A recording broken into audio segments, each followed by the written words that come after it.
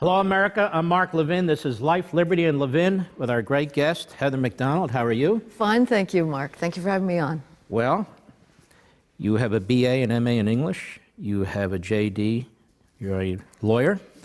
But you're a scholar in so many areas, race relations, immigration, policing, and colleges and universities, and this is where I really wanted to delve in with you. You have a brand new book, The Diversity Delusion, How Race and Gender Pandering Corrupt the University and Undermine Our Culture. This is so relevant today. And you argue that toxic ideas first spread by higher education have undermined humanistic values, fueled intolerance, and widened divisions in our larger culture. And I think we see this everywhere now. We certainly do. The Kavanaugh hearings was an example that we're all in Gender Studies 101 now, Mark.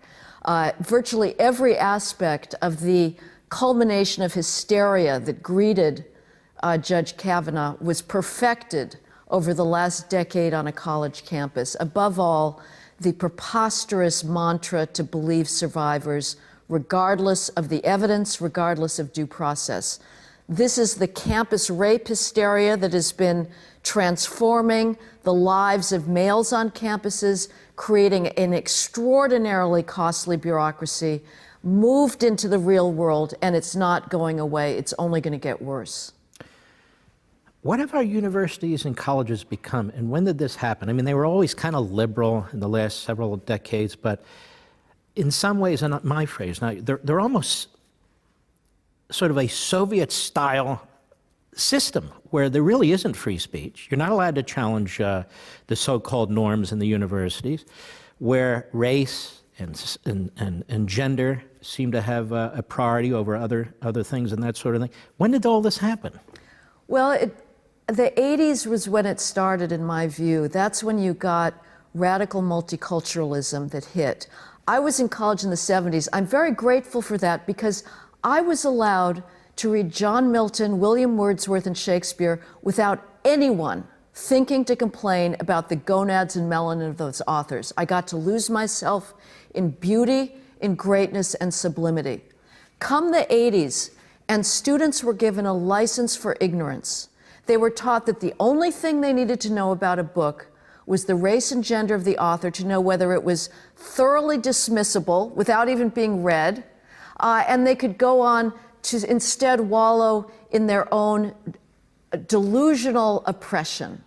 And it has only gotten worse since then. And what we are doing is breeding the grounds for, I fear, civil war, because students are being taught to hate the greatest works of Western civilization, and frankly, to hate each other.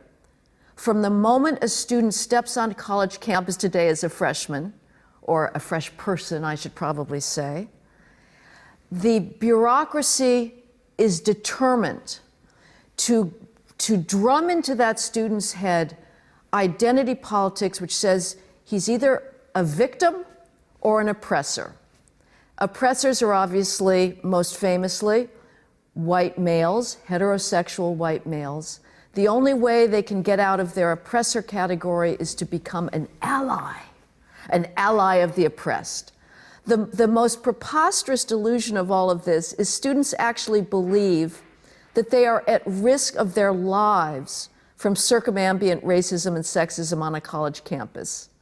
This is an environment that, in traditional liberal terms, is the most tolerant environment in human history for society's traditionally marginalized groups. Yet there's a massive bureaucracy dedicated to cultivating in students this delusional sense of their own oppression, which then they carry with them. It's a chip on their shoulder that prevents them from seizing the magnificent opportunities to learn, to read every book that's ever been written. And they carry this chip, this delusional victimology, into the world at large. And they are going around blaming American institutions of endemic racism and sexism when that no longer is true. You see it with respect to professors and tenure. You see certain professors are sort of drummed out of the classroom. You see the rise in confrontation, physical confrontation on college campuses. You see that the commencement speakers are almost totally of the left. And you see when some conservatives dare to go to a college campus and want to speak about things that are really not particularly controversial, how often you have to bring in the riot police or the security guards have to come into the facility. The administrators, are these the old 60s, 1960s retread types, or who are these people? Yeah, the administrators are even more left-wing than the faculty. And they are part of this massive bureaucracy. If students are wondering, why is my college tuition so expensive? Look no further than the diversity bureaucracy. At the University of California at Los Angeles, their vice chancellor for equity, diversity, and inclusion makes over $400,000 a year. This is mind-boggling. This is multiples more than your average faculty member makes. It could pay for free tuition for 4 years for 12 undergraduates. And that vice chancellor of equity, diversity, and inclusion has nothing to do, because there isn't a single bigot on a university campus today. Every faculty search is one desperate effort to find qualified females or so-called underrepresented minorities, this refers to blacks and Hispanics, who haven't already been snapped up by better endowed schools. So what do the vice chancellors of diversity, equity, inclusion do? Because they're certainly not routing circumambient racism and sexism. What they're doing is drumming into students' head this false narrative of victimology. And what is amazing to me is that colleges are somehow held harmless for their rising tuitions. The solution that's always bandied about in public discourse is, well, more federal aid. No, don't feed the beast.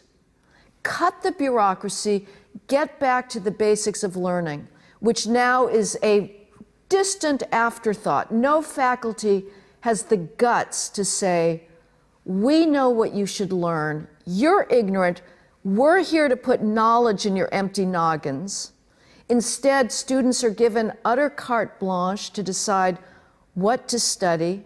The faculty have abdicated their intellectual responsibility. And as you say, we're in a very weird situation where speakers such as myself, who was prevented from talking about policing at Claremont McKenna College, when I need a police escort to come onto a college campus, an alarm bell should be going off in the faculty's ears saying, something's wrong here. But instead, the faculty are nowhere to be found. Let me ask you this. So why do we passively subsidize this? Through our taxes, through tuition, through student loans? You know, you have Bernie Sanders out there saying free college for everybody. Well, of course, these are, as you're saying, more indoctrination mills, right, more than anything else. So free college, and Obama with, you know, the federal government should assume all the student debt. So they talk about college as if it really is academic rather than, in so many respects, propaganda-oriented. They know about this then. They know what they're doing. Mm-hmm. It bleeds into the greater society, doesn't it? It bleeds into politics. It bleeds into the media. Some of the things you're talking about, I see in the media. I see with anchors on TV. I see with commentators on TV. Well, identity politics is everywhere. I am so sick of hearing somebody preface his remarks by saying, well, as a white female or as a black female, X, Y, Z. I'm sorry, that's a non sequitur. It is not the case that I can predict your views knowing that you're a white male. I cannot predict your views if you were a black female. And it is the height of both arrogance and condescension to think that somebody can be typecasted on the basis of that. But of course, that is now the currency of the political realm. So it has certainly bled into politics. The Democratic Party now is an extension of this poisonous identity politics on college campuses. And to be honest, I can only hope it continues, because Americans, by and large, are not buying it. But the thing that worries me the most, Mark, is what this is doing to our scientific advantage in the so-called STEM fields. This is the science, technology, engineering, and math. For a while, people who were optimists thought, well, okay, You got the gender studies here, you got the women's studies there, you got the Chicana studies there. It's all going to stay put. Science will be the one realm that remains committed to meritocracy because we all understand, of course, that there's no such thing as female physics. There's no such thing as Iranian physics. There's physics. There's math. This is the accomplishment of human reason that is open to everybody. Well, that was a false hope.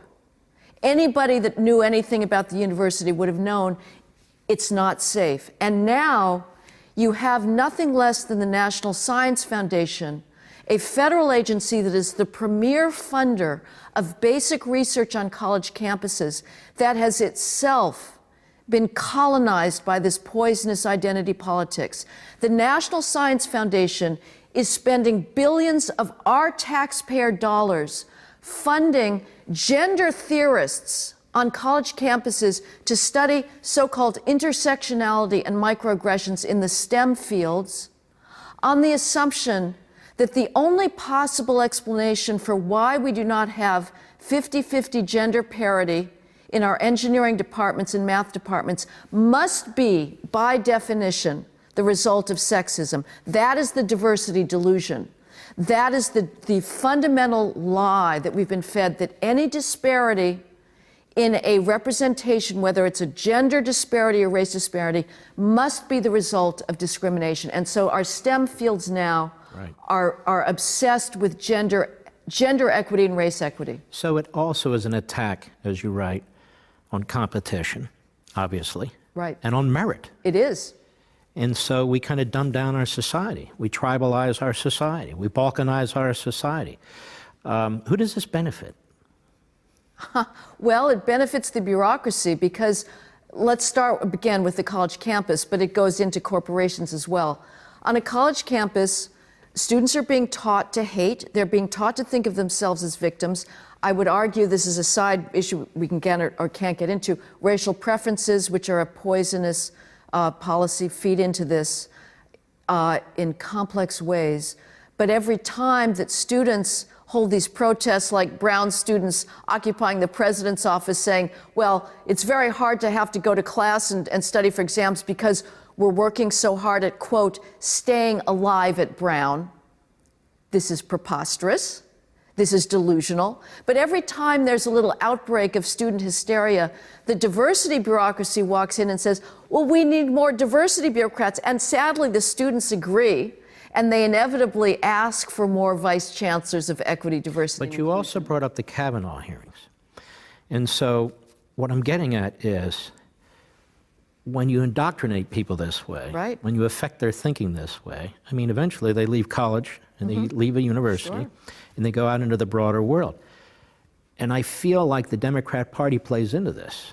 I feel like the Democrat Party plays into this. More and more the media play into this because a lot of these people in politics more and more and in the media more and more come out of this mindset, do they not? Well, yeah, the media believes, again, that race and gender determine everything. There's not a single mainstream media outlet that is not determining what stories to cover, who to source them to, who to quote, who to write them, that is not looking at race and gender on the assumption that those attributes determine our world, that America is profoundly racist, profoundly sexist, and they're seeking stories that they think support that narrative. And it's also in corporations, HR departments. You know, one of the main milestones that show how much the university identity politics is transforming our competitive edge was when Google fired a young computer engineer named James Damore in August of 2017. Damore wrote a factual, reasoned-based 10-page memo simply questioning the feminist orthodoxy that reigns at Google. He was fired. Well, one of the interesting comments on the Google chat board said, we need to stop this diversity madness before it goes any further. Right now, our HR department is simply an outpost of gender studies and black studies. All right. Don't forget, folks, almost every weeknight you can watch Levin TV. Levin TV, I'll be there at crtv.com, crtv.com. We'd love you to join us. Just give us a call at 844-LEVIN-TV, 844-LEVIN-TV. We'll be right back.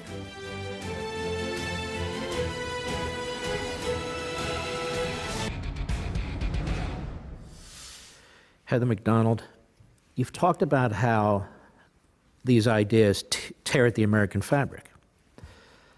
But they have real-world consequences, not only in our politics, not only in our media, but in competition with countries, China, Russia, and so forth. Explain. Well, China is ruthlessly meritocratic. It doesn't give a damn about identity politics. It wants the best engineers and the best physics. If they're all female, great. If they're all male, great. Who cares? The United States is diverting vast sums of money into trying to engineer gender parity in its labs. Meanwhile, China is racing ahead with ruthless competitive drive. We are putting our competitive edge at risk.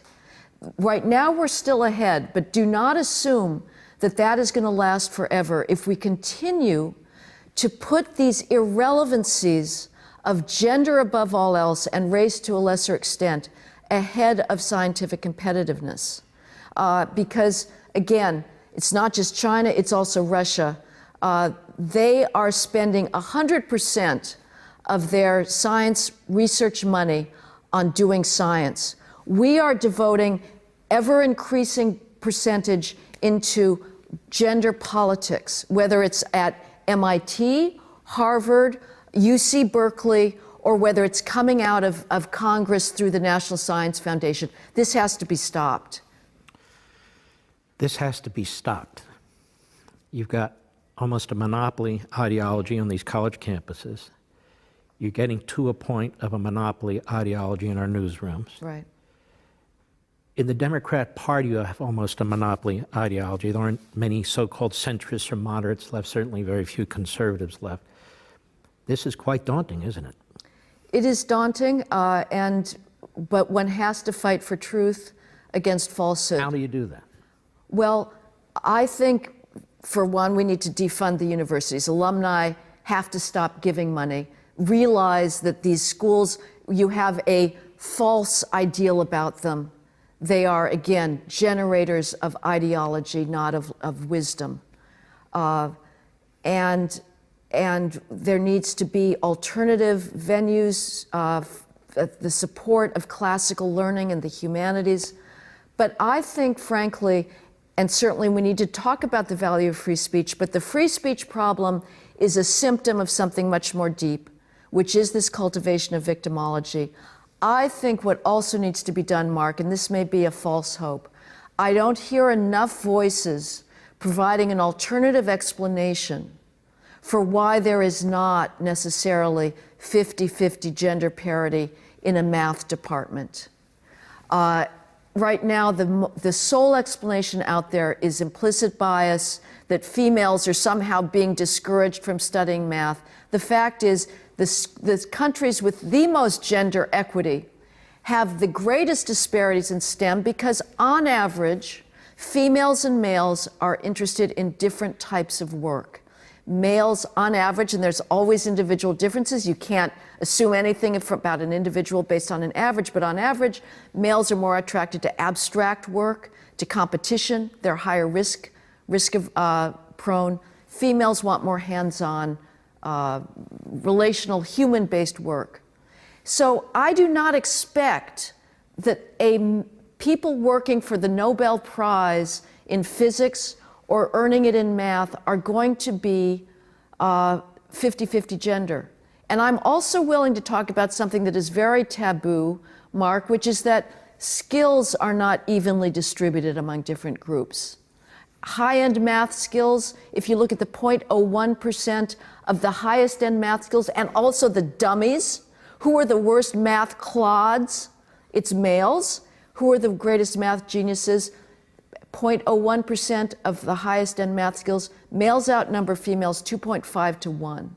So Larry Summers, when he was president of Harvard, dared talk about this distribution of math skills. He got fired.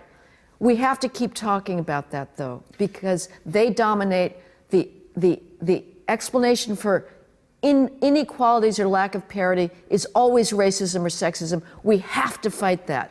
Let's overlay this with immigration now. Yeah.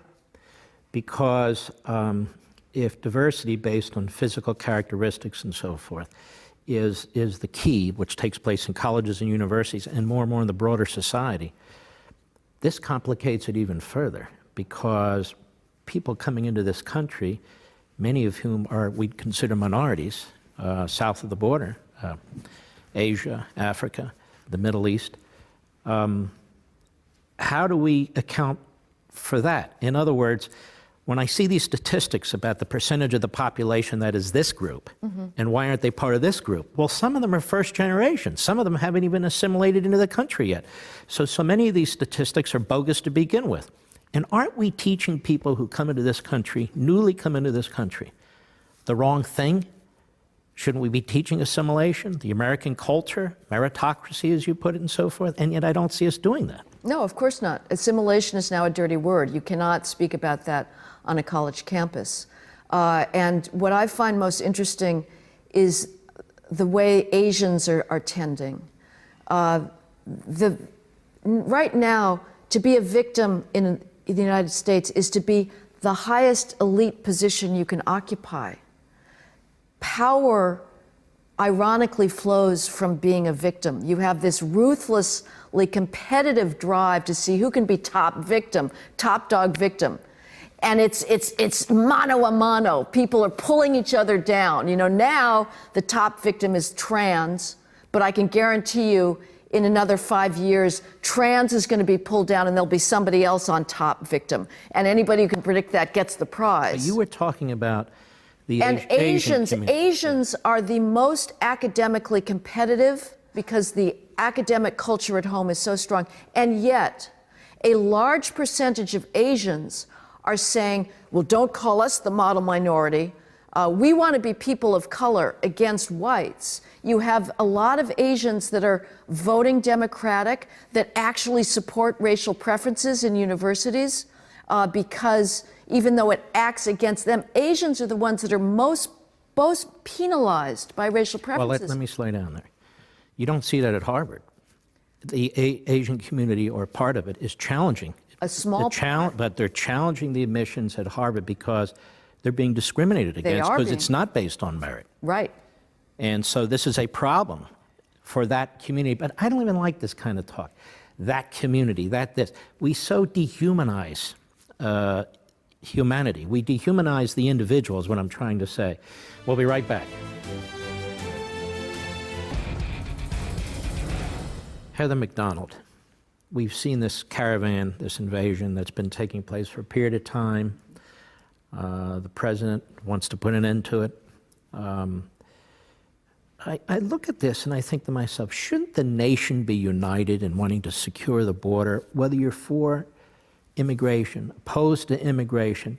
This is a law and order matter. This is a sovereignty matter. And when you see these pictures in the video of individuals throwing rocks, throwing bottles at ICE, at our law enforcement, and yet there is a significant percentage of our society, including members of Congress, including people in the media, including so-called scholars, who don't denounce this. In fact, they denounce the president for trying to resolve it. What do you make of that? It's remarkable. It is a divide that I cannot even get over. I can sometimes put myself in the shoes of the left on other matters, but on this one, it seems so obvious that nobody is entitled to enter any other country illegally. I am not entitled to walk into Germany and say, take me in. This is a fundamental right of citizens to determine themselves who comes in and who doesn't. So it's a matter of principle. We can also say, as a matter of consequences, if you lose that right, the migration flows that are going to take place into the United States would absolutely crush us. Milton Friedman famously said, you cannot have a welfare state and open borders. You will destroy a country. And I look at this and I say to myself, it's really in recent times that people try to break into your country carrying the flag of the country they come from, and then claim that they want asylum. And then to have people in the United States, people of prominence, public officials, media figures, and so forth, excusing it while they're hungry, while they want a better life, well this, well that. Okay, so if somebody robs a bank because they need money to pay their mortgage, that's okay. If somebody goes in a grocery store and steals a whole bunch of steaks because they need to feed their children, that's okay.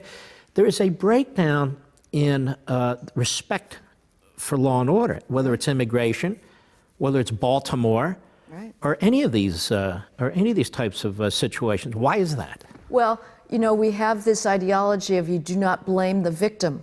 And so what you're saying is absolutely correct. That has been a factor in the left-wing culture for a long time, that if you get to claim victim status, you are absolved from following the rules. You can colonize, you can, defecate on the street because, well, you're a victim.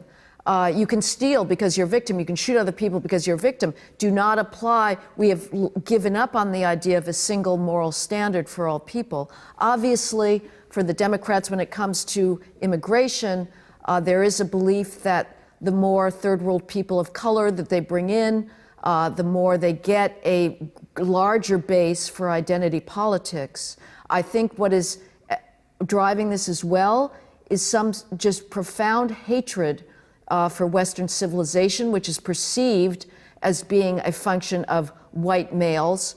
And so there's a desire to somehow deluge it and destroy what created just extraordinary advances in human well-being, prosperity, reason, and obviously affluence. But what I find so extraordinary is the left in the morning has one narrative, which is that there is no place more oppressive on earth than the United States for people of color. It's just, if you're a person of color in the United States, you are the subject of constant oppression. And in the afternoon says, we need every third world person of color to come here. Well, they can't both be true. Why is it that so many people in the third world are begging, they are breaking the law to come into the United States? Because they'll be oppressed? The ACLU should be saying, the ACLU in its morning mode should be saying to those third world people of color, stay put. You're much better off, and you're freer, and you're more affluent, and nobody's going to kill you by oppression in your third world person of color country. Instead, they all want them to come in. So it's a completely incoherent ideology that can only be unpacked by understanding that the agenda here ultimately is to try and bring down Western civilization. When we come back, I want to pursue that again. Why would there be forces in this country that live in the lap of luxury, that live in the lap of liberty, that live in the lap of law and order, justice, trying to destroy it? I think that's the big question. Ladies and gentlemen, don't forget, most weeknights you can watch me on Levin TV, Levin TV. I hope you'll join us. Go to crtv.com/Mark, crtv.com/Mark, or give us a call at 844-LEVIN-TV. That's 844-LEVIN-TV. We'll be right back.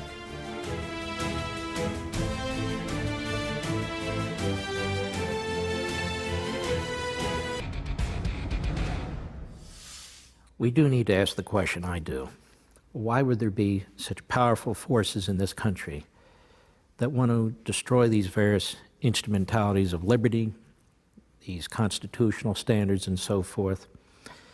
And let me give you my idea. Isn't it because that's the nature of progressivism? Progressivism is really the progeny of Marxism, of Hegel, of Rousseau, that they've told us this. John Dewey told us this. Woodrow Wilson told us this. Many of them told us this, the intellectuals beginning of the last century.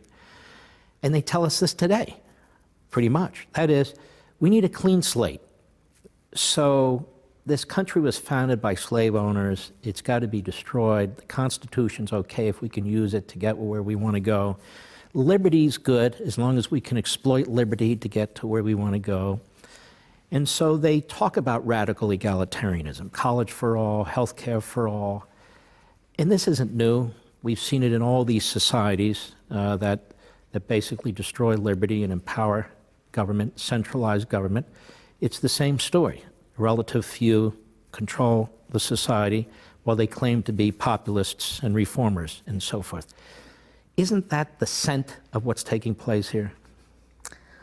Well, that's certainly part of it, and because it is true that you can say Marxism, at least in its embodiment in China and Russia, China at least was not really a Western phenomenon. To me, what I notice about our world, too, is that the peculiarity of American culture and Western European culture in general being so self-hating.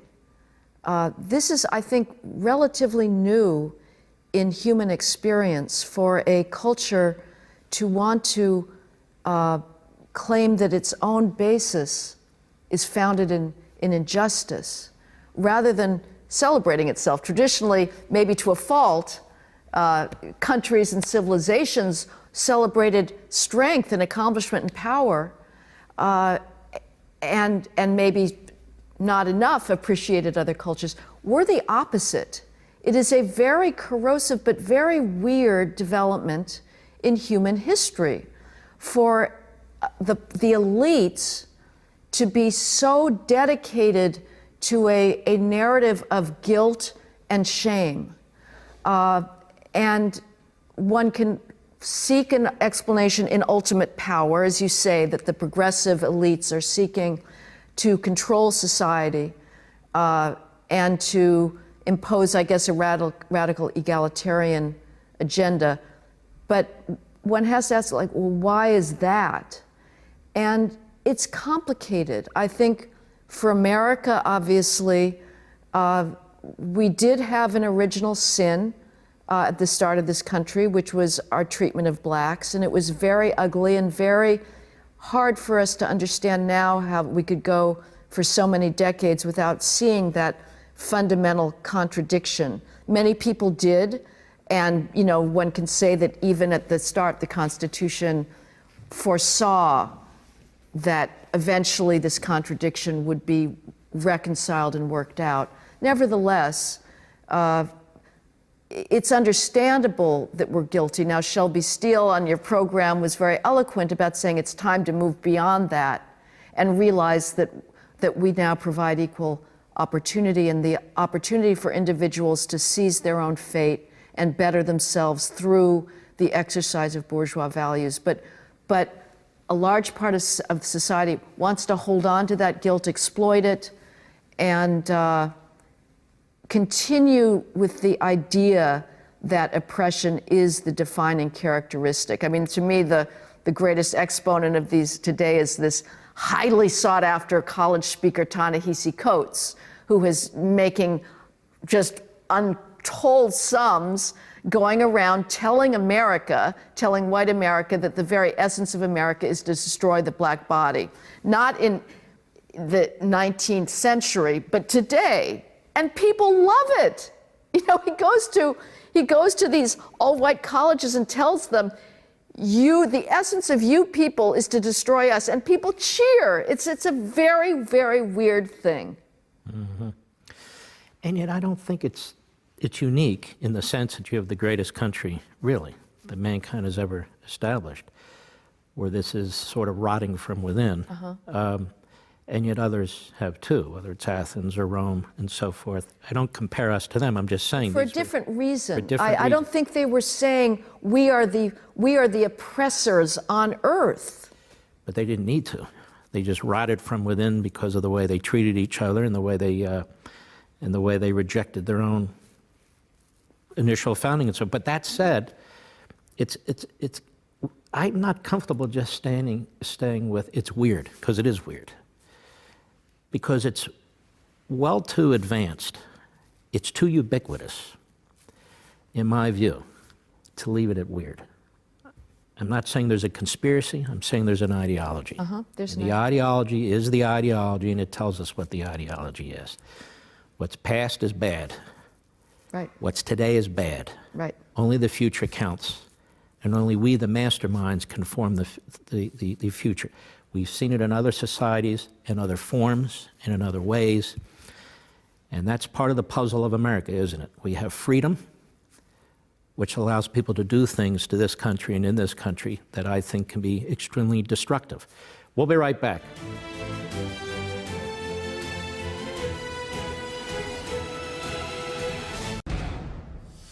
Heather MacDonald, if we don't secure our border, even 90, 95% secure the border, know who's coming, vet them, if we don't recognize that we are a sovereign nation, a nation state with borders, and for people who come here even legally, if we don't assimilate people generally into our culture, into our language, into our communities, where are we going to be? You cease to be a country, right? Sure, you become nothing. I mean, what the main problem is this large, unchecked, low-skilled immigration flow that is imposing enormous costs on the country in terms of welfare, schooling, prison construction, policing, and is bringing they don't have the social capital. And what I've documented is the creation of a second underclass, where a lot of the kids of these illegal immigrants who are coming from largely peasant culture, instead of, again, because we're not having an argument or a narrative about assimilation, they're being sucked into gang culture. You have the highest out-of-wedlock teen birth rate among Hispanics, highest dropout rate from high schools among Hispanics. Many are succeeding, they're starting businesses, but a significant number is getting sucked into oppositional values, into sort of a gangster mentality. And that is creating greater social divisions, and it's costing taxpayers enormous amount of money. The Americans can see what happens, you know, in many communities when you have illegal people coming in, gang crime goes up. This is not an illusion. And so it is the right of any citizen body. It's not just Americans. Mexico, nobody else has birthright citizenship for illegal aliens. You want to see border controls? Look at what Mexico does try to do, unless it's a caravan that's going through en route to the United States. But every other country in this hemisphere understands that borders count, except when it's people going to the magnet that we've got. And of course, that's the other problem with not enforcing the rule of law, is it sends an invitation. The biggest deterrence to people coming illegally is the knowledge that there will be consequences. The sanctuary city movement is one of the most appalling acts of political daring. It's breathless in its ambitions. What's going on there is the hard left Open Borders lobby is making the most difficult possible case, which is to say that an illegal alien criminal, somebody who's here illegally, goes on to break other criminal laws, that person may not be deported. We'll be right back.